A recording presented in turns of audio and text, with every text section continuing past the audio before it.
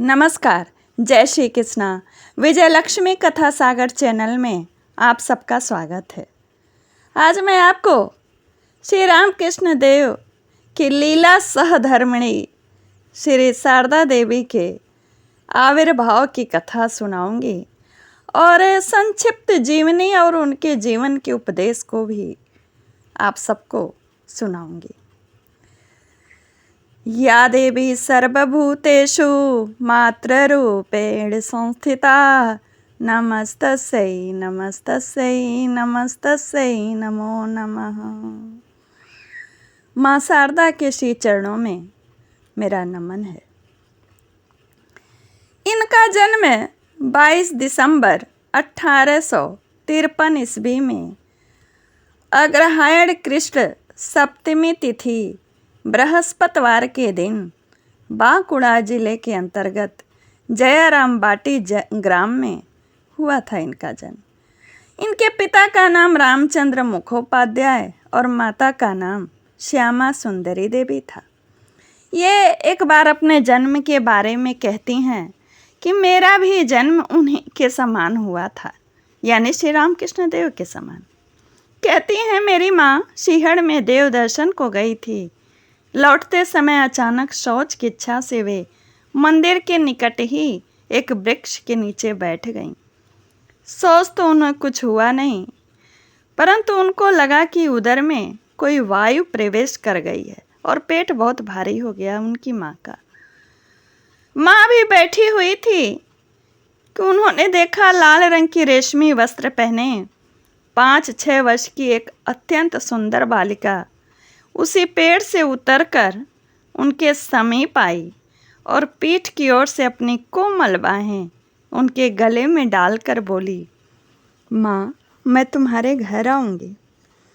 और ऐसा उस बालिका का कहना कि मेरी माँ, शारदा माँ अपनी माँ को संबोधित करके कहती हैं कि मेरी माँ अचेत होकर के गिर पड़ी, यानी बेहोश होकर। लोग उन्हें पकड़कर उठा लाए। उस बालिका ने ही माँ के उदर में प्रवेश किया और उसी बालिका से मेरा जन्म हुआ। इसी बीच में इधर एक दिन रामचंद्र मुखोपाध्याय यानी उनके पिताजी भोजनोपरांत विश्राम कर रहे थे कि उन्होंने स्वप्न में देखा लाल रेशमी वस्त्र पहने एक छोटी सी बालिका पीछे से आकर उनके गले से लिपट कर बोली, बाबा मैं तुम्हारे घर आ रही हूँ।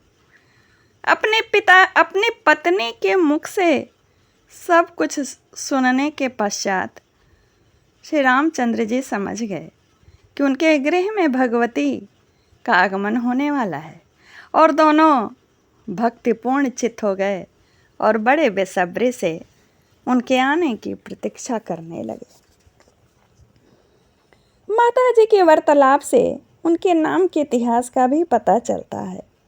एक बार उन्होंने कहा था, माँ ने मेरा नाम श्यामकरी रखा था। अपनी माँ को कहती हैं, श्यामा जो थी श्यामा सुंदरी जी, उन्होंने शारदा माँ का नाम श्यामकरी रखा था।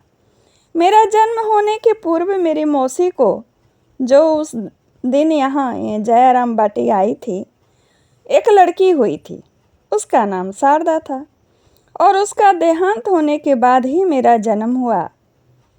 तो मौसी ने मेरी माँ से कहा, दीदी अपनी बेटी का नाम बदलकर शारदा रख लो, तो मैं समझूंगी कि मेरी शारदा ही तुम्हारे पास आई और मैं उसी को देखकर आनंदित होती रहूंगी। इसलिए मेरी माँ ने मेरा नाम शारदा रखा।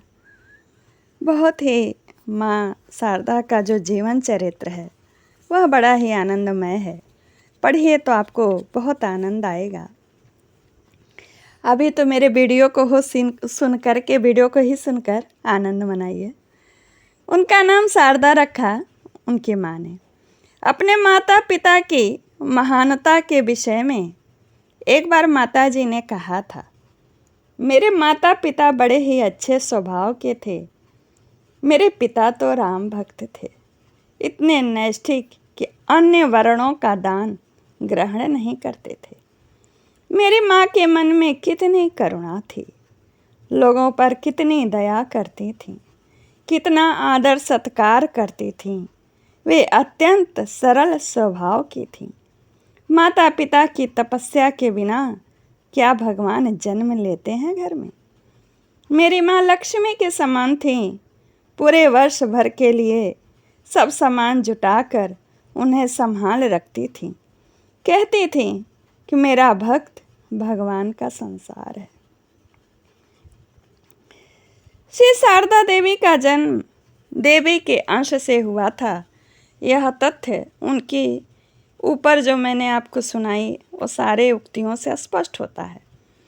और आगे चल के कालांतर में उन्होंने बतलाया भी था कि देखो बेटा, बचपन में मैं देखती थी कि मेरे ही बेटा मतलब अपने भक्तों को संबोधित करके कहती थी कि मेरे ही समान एक बालिका सदा मेरे साथ साथ रहती हुई मेरी सभी कार्यों में सहायता किया करती थी और मेरे साथ आमोद प्रमोद करती थी।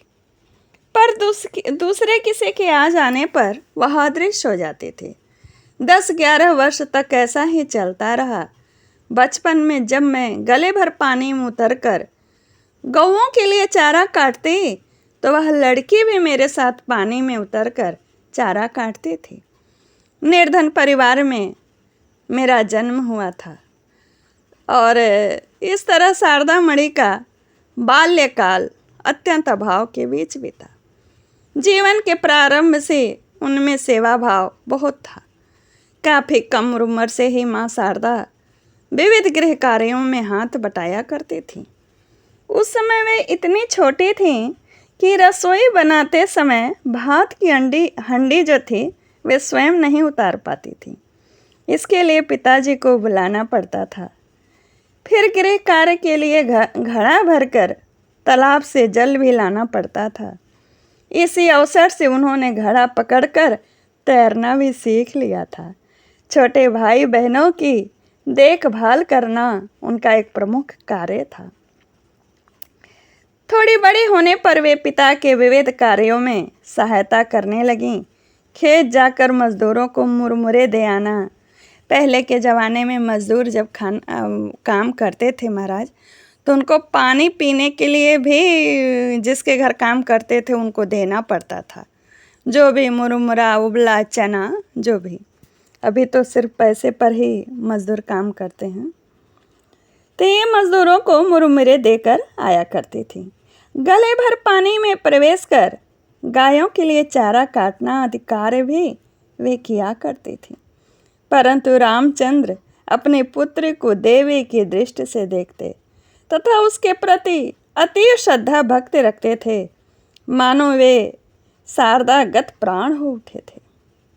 महाराज, इनका ये जो जीवन है सुनेंगे तो आप लोगों की आंखें खुल जाएंगी कि ये देवी के अंश से इनका जन्म हुआ और गले तक पानी में घुस करके गाय के लिए घास काटती थी। महाराज, उन दिनों बंगाल में नारी शिक्षा का नितांत अभाव था। अतः बाल्यकाल में शारदा मणि को पढ़ने लिखने का अवसर नहीं मिला। उनके स्वयं के वार्तालाप से पता चलता है प्रसन्न रामनाथ आदि पाठशाला जाया करते थे। उनके साथ ये भाई हैं उनके साथ कभी कभी मैं भी चली जाती थी। कामारपुकुर में लक्ष्मी तथा मैं थोड़ा थोड़ा वर्ण परिचय पढ़ा करती थी। एक दिन भांजे हृदय ने पुस्तक छीन ली और कहा, लड़कियों को पढ़ना लिखना उचित नहीं। ऐसा होने के बाद से वे नाटक उपन्यास पढ़ेंगी। पर लक्ष्मी ने अपनी पुस्तक न छोड़ी। घर की ही लड़की थी, इसलिए ज़बरदस्ती से पुस्तक रख ली। फिर मैंने भी सबसे छिपाकर किसी प्रकार एक आने में पुस्तक मांग ली। हृदय उनके भांजे थे। आपको पता होगा श्री रामकृष्ण के चरित्र में मैंने बताया था कि जहाँ उनके एक बॉडीगार्ड की तरह ठाकुर के साथ वे रहते थे। लेकिन कालांतर में चल करके ठाकुर जी उनके व्यवहार से ऊब के वो खुद ही चले गए और फिर वो अपने पास नहीं रखे थे। वह मैंने नहीं आपको बताया।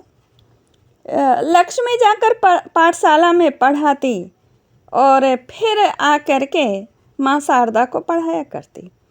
शारदा मणि बचपन से ही बड़ी शांत थीं, सीधी साधी थीं। वे सरलता की प्रतिमूर्ति थीं। खेल में संगिनियों के साथ उनका कभी झगड़ा नहीं होता था। दूसरे के झगड़े को भी वे शांत करा दिया करती थी। देवी देवताओं की मूर्तियां गढ़कर पुष्प बिल्वपत्र में पूजा करते हुए वे गहरे ध्यान में डूब जाती थी। सभी उनसे प्यार करते और उन्हें सारू कहकर पुकारते थे। एक बार ये वाला जो मैं आपको बताऊंगी, सुना रही हूँ, इससे मैं बहुत प्रभावित होती हूँ। एक बार क्या हुआ कि जयाराम बाटी में भीषण अकाल पड़ गया और उस घटना को बाद में माताजी ने अपने भक्तों से कहा था कि एक बार उधर ऐसा अकाल पड़ा था कि कितने ही लोग भोजन के अभाव में हमारे घर आते थे। ये 1864 ईस्वी की बात है। हमारे घर पिछले वर्ष का धान का कोठार रखा हुआ था। माँ शारदा कहती हैं, पिताजी उस धान से चावल बनवाकर उसमें उड़द की दाल मिलाकर हंडियों में खिचड़ी पकवाते थे। कहते थे घर के सभी लोग इसी में से खाएंगे और किसी के आने पर भी इसी में से उसे देना। केवल मेरी शारदा के लिए थोड़ा से अच्छे चावल का भात पकाना। कभी कभी तो महाराज इतने लोग आ पहुँचते कि माँ शारदा की खिचड़ी पूरी नहीं पड़ती। कहती हैं कि उस समय फिर हंडी चढ़ा दी जाती। वह गर्मा गर्म खिचड़ी ज्यों ही पत्तलों पर डाल दी जाती, मैं उसे जल्दी से ठंडा करने के लिए दोनों हाथों से पंखा झलने लगती। कहती हैं व्याकुल होके, आहा, भूख से व्याकुल सभी खाने के लिए बैठे रहते थे। कहती हैं एक दिन एक बगदादी या डोम की लड़की आई। तेल के अभाव में बगदादी नहीं, एक बागदी, डोम को बागदी कहते होंगे बंगाल में, उसकी लड़की आई और तेल उसके सिर में था नहीं, बाल उसके जटाजूट जैसे थे, आंखों पागल जैसी थी। वह दौड़ती हुई आई, मेरे नाद में गायों के लिए जो चावल की कनी भीग रही थी उसी को खाना शुरू कर दिया। लोग उसको पुकारते रह गए कि घर के भीतर आओ, खिचड़ी खा लो, पर उसे इतना धैर्य भी नहीं था। इतनी भूखी थी कि कुछ कनी जब खा ली तब कहीं उसे आवाज़ पड़ी। कहती हैं इतना भयानक अकाल पड़ा था। उस वर्ष कष्ट पाने के कारण सब लोगों ने कोठार में धान रखना शुरू कर दिया, यानी साल भर का और आगे का खाने के लिए धान अनाज वगैरह रखने लगे। श्री शारदा देवी की बालिका मूर्ति के भीतर जो दया, करुणा पर दुख कातरता प्रस्फुटित होती दिख पड़ती और वही परिवर्तित काल में उनके मातृत्व के भीतर पूर्ण विकसित हो उठी थी तथा उन्हीं के दिव्य सौरभ से हजारों प्राण सुरभित हो उठे थे, जिन्हें ठाकुर जी उनके आंचल में डाल गए थे। माँ भगवती, माँ शारदा के आविर्भाव की बहुत ही संक्षिप्त ढंग से मैंने आपको सुनाया। ये कथा वर्णन यहीं पूर्ण होता है। आगे उनके जीवन के कुछ प्रमुख, जैसे उनका दाम्पत्य जीवन, ये सब सुनाऊंगी। नमस्कार, जय श्री कृष्णा। वीडियो को लाइक, कमेंट्स, शेयर करें। लाइक करने से कम समझ में आया पसंद है कि न पसंद है। कमेंट्स करके बताया करिए महाराज, हमको कैसा लगा कैसा नहीं लगा, हम कैसे जानेंगे। हालांकि ये सारी पुस्तकें मेरी बार बार की पढ़ी रहती हैं और पता नहीं ठाकुर जी के श्री रामकृष्ण परमहंस रामकृष्ण मिशन से प्रकाशित पुस्तकें, ठाकुर जी से के जीवन से संबंधित पुस्तकें मुझे बहुत प्रिय है, इसलिए वो कथाएं आपको मैं बार बार सुनाती रहती हूँ। लेकिन सारी कथाएं नई रहती हैं, संबंध जरूर एक दूसरे से रहता है, पर नित्य नए ढंग से नवीन कथा ही लाती हूँ। जय श्री कृष्ण।